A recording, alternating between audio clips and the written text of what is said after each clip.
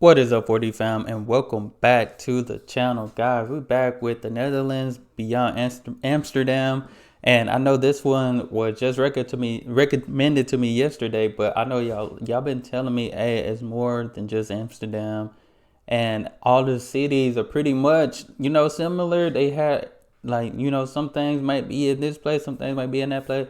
So we're finna check it out. Y'all might not see me do too much talking on this one, just because my camera record up to like 30 minutes. So if y'all see me talk, I might talk while the video is playing, because I don't know if it's gonna stop on me. I don't know, because it's a 25-minute video, but we're gonna check it out.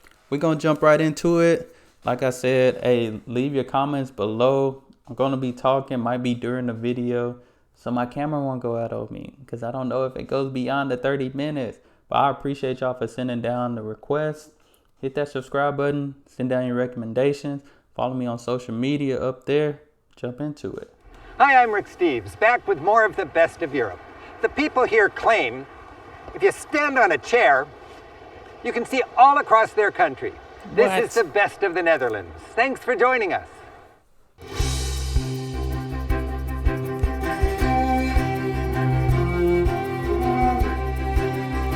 Okay, Austria. Got Paris.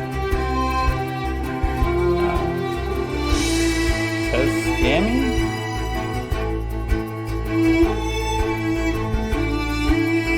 Slovenia. Rick Steve 0. Okay. Traveling here, it's easy to see how the Netherlands is a lot like its people. Efficient, a good balance of old and new, hard work and fun, innovation and tradition. Even with a dense population and an ongoing battle with the sea, the Dutch are warm and even-keeled. We'll cruise through a mighty port, go for an old-fashioned sail, and visit the ultimate flower market. We'll marvel at Dutch masters, smoke some eels, pull out all... Smoke some eels? I'm gonna have to try that. Anything that is smoked gotta be good. And visit the ultimate flower market. We'll marvel at Dutch masters, smoke some eels, pull out all the stops on an unforgettable organ, and start up a classic windmill. Dang. In the west of Europe is the Netherlands, with 12 provinces, including North and South Holland. Everything we'll see is within an hour of Amsterdam. We'll sail what was the Zeiter Sea, blocked off by long dams. Explore characteristic towns from Delft to Rotterdam and Haarlem to Markham, with lots in between. Most Dutch travel dreams are set in the area called Holland, and that's where we'll be spending most of our time. Like many fortified old cities, Delft welcomes you with the twin towers of its city gate, graced by an old drawbridge and a canal moat. Its delightful architecture recalls the Golden Age, the 17th century pinnacle of Dutch trade and... Hey, I seen that symbol before. That's pretty nice. I seen that. It's on... I think I used to have a shirt like that. Sea power. I have a shirt with that symbol. Quaint scenes line intimate canals. It's Thursday, and that means market day in Delft. In towns all over the Netherlands, main squares become thriving markets one day a week. It's late June, and the herring are in season. Nice and every fish. market comes with a cheesemonger, almost evangelical about the tastiness of Dutch cheese. Ask a question, and you're in for an education, complete with samples. This is young. How young is this? About 4 or 6 weeks. So tell me about this one. Dang, I didn't know there was that much cheese in the world. That cheese look good though. I love me some cheese. 4.5 years old. Grilled cheese sandwiches. And quite strong. For sure. We have sometimes we have them even older. I like that. Give me a glass of port, and this is my dessert. Yeah. Towering over the square is the church with its brick steeple rocketing skyward.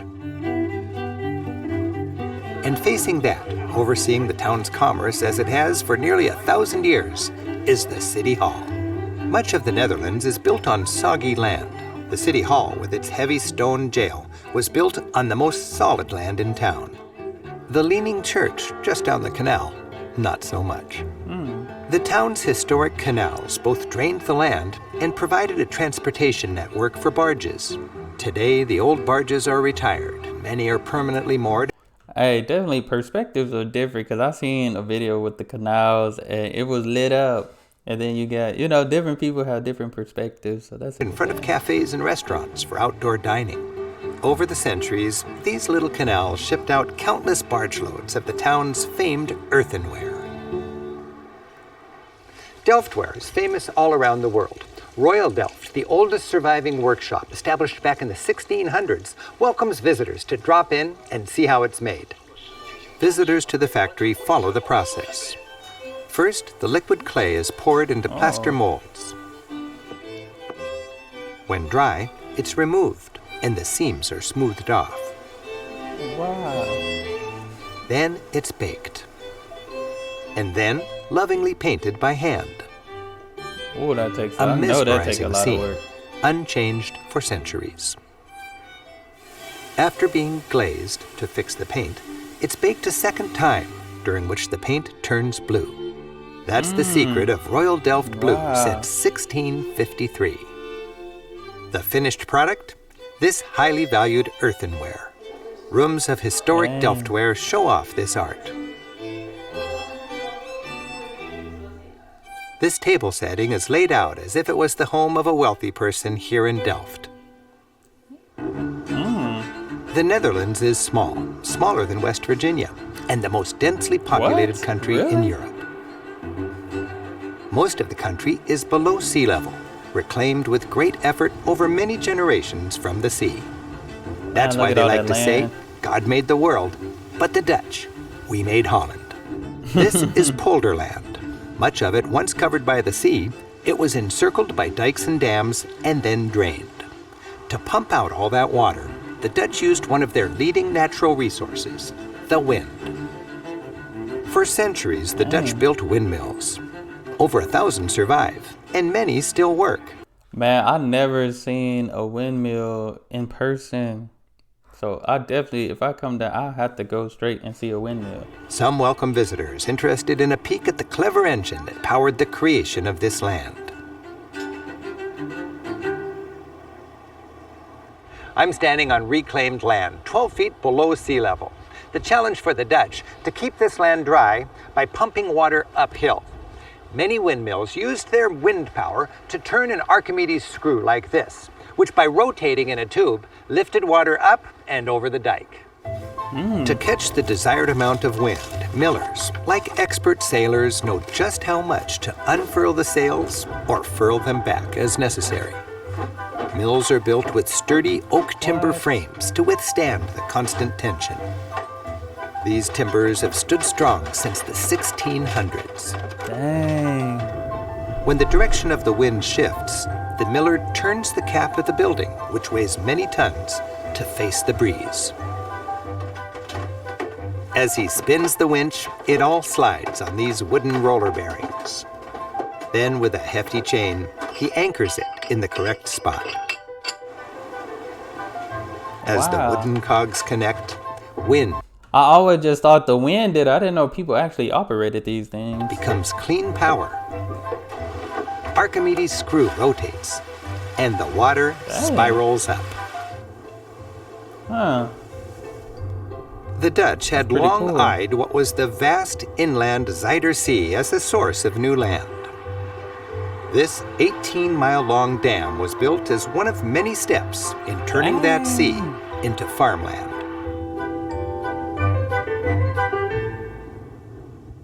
The master plan, cordon off sections of the shallow sea with hundreds of miles of dams and dikes like this.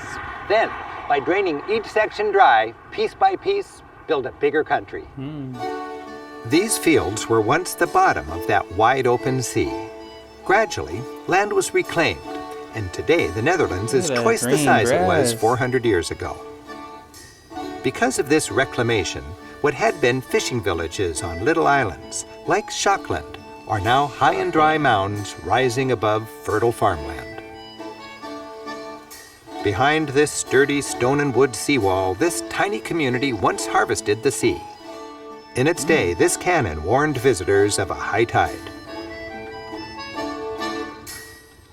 I'm standing below sea level, I know that because I picked up a handful of dirt and it came with some shells. And this marks sea level, according to the official Amsterdam measure, 0. Imagine, a couple generations ago, this buoy bobbed in the harbor. What was the bottom of the sea is now productive farmland. Wow. The salty seabed soil, with a mix of rain, sunshine, and clever crop rotation, eventually becomes extremely fertile. One thing the polder soil grows particularly well is flowers. And here at the Alsmeer Flower Auction, it's clear. Flowers are big business in Holland. Visitors are welcome in... This is like the Walmart of flowers. My mother-in-law probably loved this. She loved flowers. This, one of the world's largest commercial buildings. They witness millions of dollars in the trafficking of flowers. Dang. In its auction halls, hundreds of wholesalers bid on trainloads of flowers as they roll by. What? To get the flowers out as fresh as possible, everything happens fast, including the bidding. A Dutch auction is speedy because the prices go from high to low. Batches of flowers are sold to the first buyer to press the button. Buyers must be lightning quick. It's the only way to sell so many flowers in one morning. Strolling the fragrant catwalk, it's fun to peer down on the action.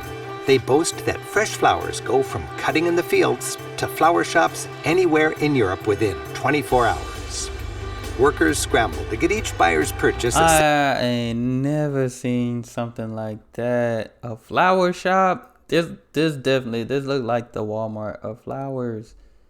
Just flower, and they rolling. I didn't know people like bid for that stuff. But those are some beautiful flowers. They look expensive. Assembled on a train and shipped out.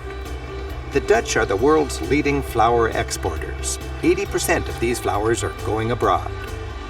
Every day from this building, 20 million flowers are shipped, destined to make someone's day.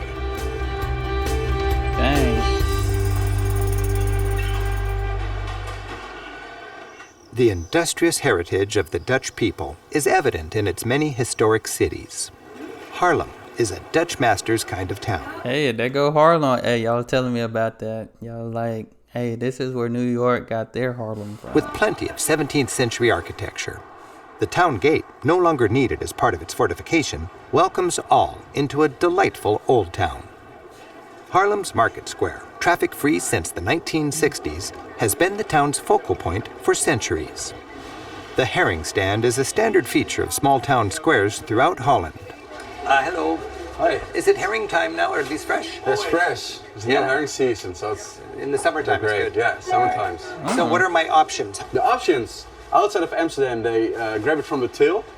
And So just they send it slide right it inside and they bite it. Yeah, and in Amsterdam? In Amsterdam, you cut it in pieces. Let's have it. Is that raw fish? You know, I like mine fried. Amsterdam fish. style. Yeah. Yeah, please. Do you want onions and pickles with it? What is the normal way? With everything. I'll have everything. That's The great. whole package. The whole package. Beautiful. And You this want- is actually raw? This is raw. It's marinated with salty. And then we eat it with the Dutch flag. So this is a patriotic duty in the Netherlands. Yeah. Is this, people say this is a healthy thing to eat. It is. So how do you say Okay, I ate sardines before. Okay, so he said it's like sardines, so I could probably eat that. And healthy. Lekker en gezond. Lekker en gezond. Yeah. Raw fish. Raw fish. Why not? This will make me a good man. You already are, but now you're better. Lekker en gezond. Hey, y'all let me know in the comments if y'all eat that, the raw fish, you know? If it's your favorite, maybe it's not your favorite, maybe it is your favorite. To uncover some of Haarlem's sights, dodge bikes down narrow, characteristic lanes. Just down the street, Haarlem's top museum features the work of its most famous son, the great portrait artist Frans Hals. Here, in a room full of his masterpieces, we get a good taste of Protestant Dutch art. When the Dutch broke away from Spain and the Catholic Church in the 1600s, they established an independent Protestant republic. While this was great for freedom, it was a crisis for painters. No more wealthy bishops and art-loving kings to commission grand works of art. Dutch society was a merchant society, and now artists worked for a new kind of customer. Merchants. These are the ego-boosting portraits of city big shots. They epitomize the independent and upwardly mobile Dutch of the 17th century. The men who made the Golden Age golden. These Dutchmen worked hard and were proud of it. Here, some business leaders close a deal. They enjoyed displaying the fruits of their labor, like this, an exquisitely detailed still life of good food. That's some good painting. No preachy Madonnas or saints, but a canvas reminder that this household ate very well. And this family had some fine pewterware.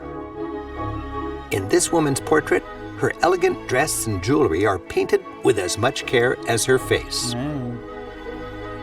Painters showed city pride as well.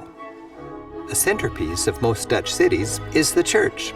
You see it in 300-year-old paintings, and you see it today as you explore. Wow. Haarlem's Grote Kerk, or Great Church, towers over the market square as if to bless all the business that takes place below. Wow, that's cool. That's pretty cool. Inside, you find a towering Gothic nave, which was whitewashed and purged of its Catholic ornamentation when the Reformation arrived in 1566. Small frescoed sections revealed when the whitewash was cleaned off show how the entire church was originally decorated. As was the case in many Protestant countries, rather than huge, preachy works of visual art like frescoes and statues promoting the message of the church, the artistic emphasis was put on music. Protestant churches invested in mighty pipe organs. Haarlem's towering organ has been giving worship here an inspirational soundtrack since 1738. And visitors enjoy free concerts weekly.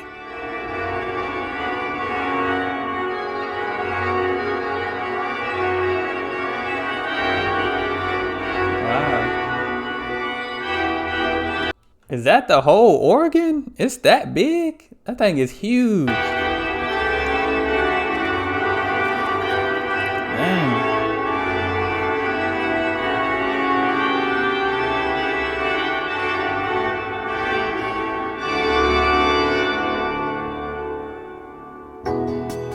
Wow. With Europe's densest population, the Netherlands has invested in an impressive public transportation infrastructure. Buses and trains seem to go everywhere all the time. After leaving Haarlem, in a few minutes we're in Rotterdam with its striking new train station. Rotterdam has a gleaming skyline and Europe's largest port. Wow.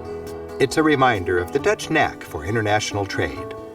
Locals say that while the money is spent in Amsterdam, it's made here in Rotterdam. They boast that shirts in Rotterdam are sold with the sleeves already rolled up. A walk through this thriving pedestrian zone complements our quaint old world sightseeing with a dose of today's reality. Rotterdam's port is the third largest in the world. With a harbor tour, you can appreciate its immensity. That look real nice out there. Rotterdam, that'll definitely be a place to visit. The port handles 35,000 ocean-going vessels each year. That's almost 100 ships a day. While most of these ships sail the open seas, this is where the Rhine River meets the ocean. And from here, riverboats filled with either tourists or cargo can go all the way through Europe to the Black Sea.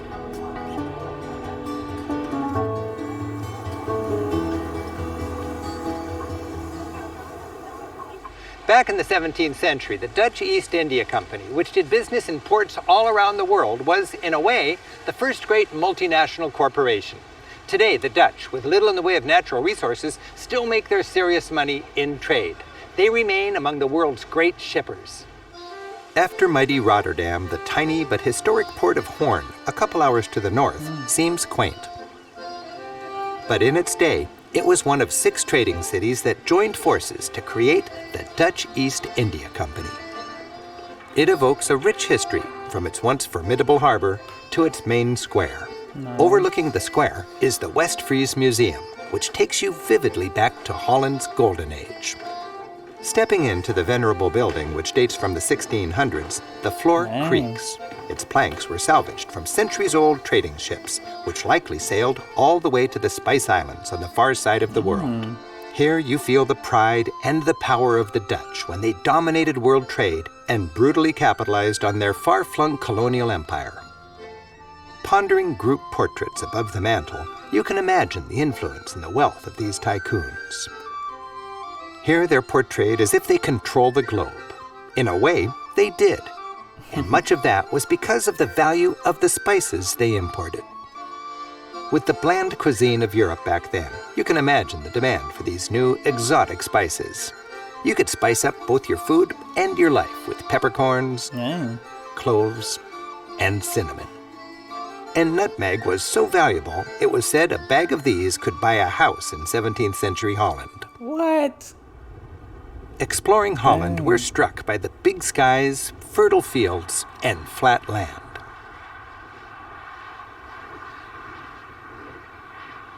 The country is bounded by the North Sea. Where there are no natural dunes to keep the sea out, the Dutch have had to build mighty walls or dikes to protect their farms and communities.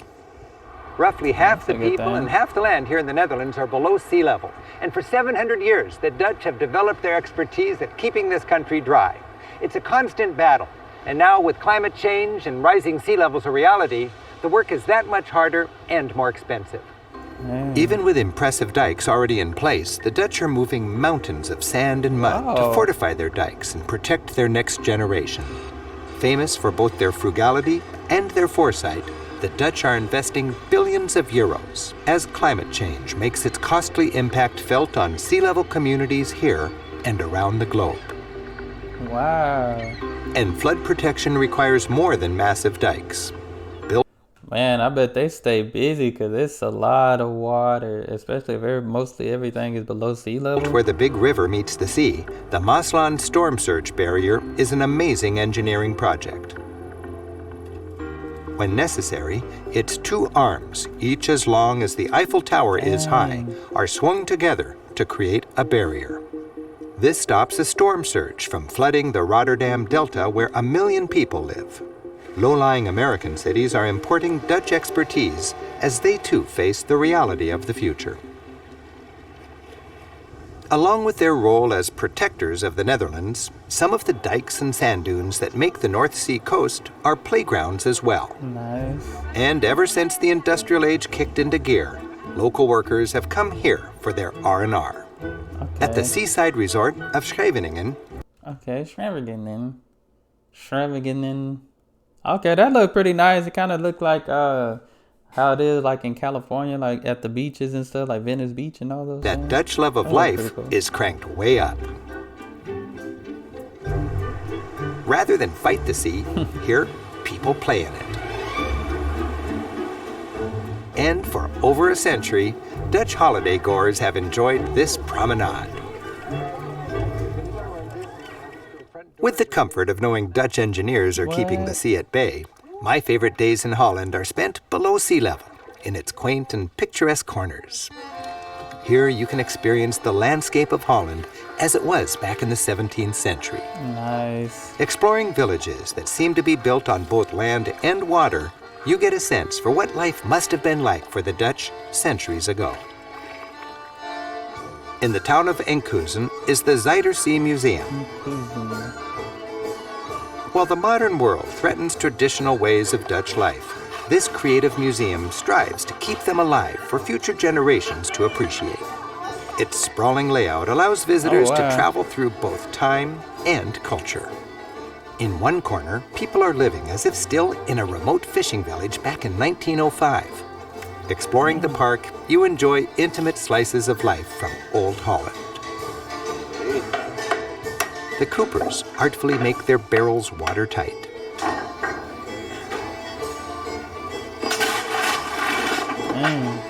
The coal furnace is stoked to run the belt-driven laundromat. Sudsing, agitating, and ringing. The sailmaker stitches a sail. The blacksmith pounds his iron in his wooden clogs. Fishermen are smoking their eels. What? And visitors devour the entire experience. And here in the Netherlands, if you know where to look, you can also enjoy traditional experiences outside the museums. We're sailing to the fishing village of Markham in a traditional fishing boat. A few of these venerable boats survive. This one earns its keep by hiring out to visitors, and in the case of this motley crew, putting them to work. How are we doing, Captain? Almost. One more boat. Yeah, that's it. How old is this boat? It's from 1904. Yeah, it's 110 years old, this boat. What was the purpose? What was the work it did?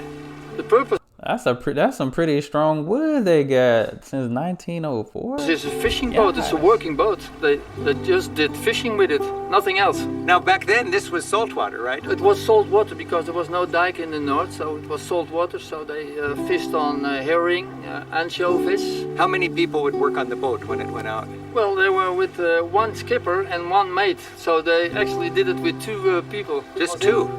Only two? They sailed and worked this ship. They even did fishing with it with two people. So they would go fishing for how many days? On Sunday they went to church, of course, and they started on Monday morning, and they came back Friday evening. 5 days out, two men in this ship. Yeah, they were. That was the time of wooden ships and Iron Man.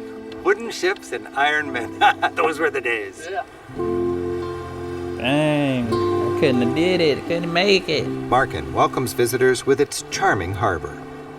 It's a favorite with vacationing yachters who enjoy late sunsets with convivial happy hours. The oldest homes in the village were built on the highest ground. They huddle together as if finding strength in numbers in the face of the next flood. In the 19th century, this harbor was the thriving home to over 100 fishing boats. But along with fishing, devastating floods were a way of life here in Markham. When they walled off the sea with a massive dike 50 miles north of here, the salt water turned to fresh water and the sea was controlled. It was tough on the fishing industry, but overall, good for the people. No more floods. While Markham remains both traditional and idyllic to this day, like so much of the Netherlands, it's a place where the past and the present mingle comfortably. That's nice. That's nice. The Netherlands offers travelers a rich variety of sights and experiences. And traveling here, sooner or later you find yourself exclaiming, everything's just so Dutch. I'm Rick Steves. Until next time, keep on traveling. Tot ziens. Keep on traveling. Keep on traveling.